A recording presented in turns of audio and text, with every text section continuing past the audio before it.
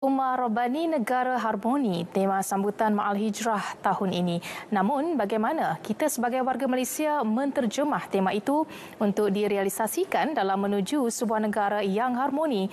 Memahami lebih mendalam, kita bersama Muhammad Arif Cik Soh di Kompleks Islam Putrajaya. Silakan Arif. Terima kasih Zehra.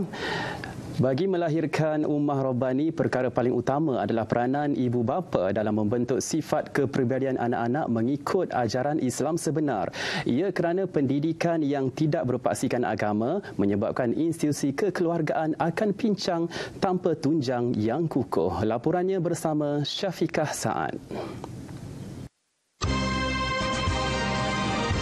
Definisi Ummah Rabbani secara tidak langsung saling berkait dengan pembangunan sesebuah institusi keluarga atau secara mudah mewujudkan modal insan Rabbani.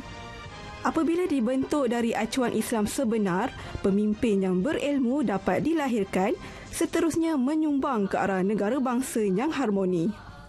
Maknanya kita bukan fikir benda lain terlebih dahulu, tetapi bagaimana kita nak jadikan mereka itu ada asas hidup, maknanya kepercayaan kepada pencipta, kepercayaan kepada Tuhan, kepercayaan yang paling berkuasa yang aku kena beriman pada dia. Ini agenda yang paling penting dalam kita nak bina Ummah Rabbani, bermula daripada keluarga tadi. Maknanya bagaimana nak masukkan rasa kepercayaan kepada Tuhan, beriman tu yang paling utama. Mengambil ibrah daripada kisah penghijrahan Rasulullah SAW, ia bukanlah proses perpindahan dari satu tempat ke satu tempat semata-mata. Tetapi perkara tersebut memberi makna yang signifikan sebagai satu proses transformasi kepada keadaan yang lebih baik.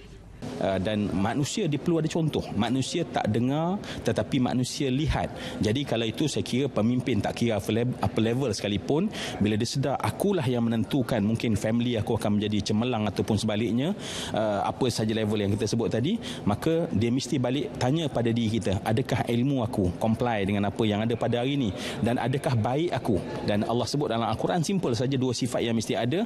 Yang pertama adalah Allah sebut dalam Al-Quran sebagai orang-orang yang amin, yang kedua sebagai qawi. Disiplin dan istiqamah dalam melakukan perubahan amat diperlukan dalam menentukan kejayaan diri, keluarga dan negara. Dari situlah kita dapat membentuk Ummah Rabbani Negara Harmoni. Mungkin ada yang menyambut Ma'al Hijrah ini sebagai alternatif kepada sambutan Tahun Baharu. Tetapi dalam keadaan yang lebih Islamik. Harus anda ketahui Ma'al Hijrah ini sebenarnya lebih daripada sekadar sambutan. Ia harus dihayati bersama dengan kefahaman terhadap takwim serta amalan hijrah itu sendiri. Salam Ma'al Hijrah, Syafiqah Saad, laporan JAKIB untuk RTM.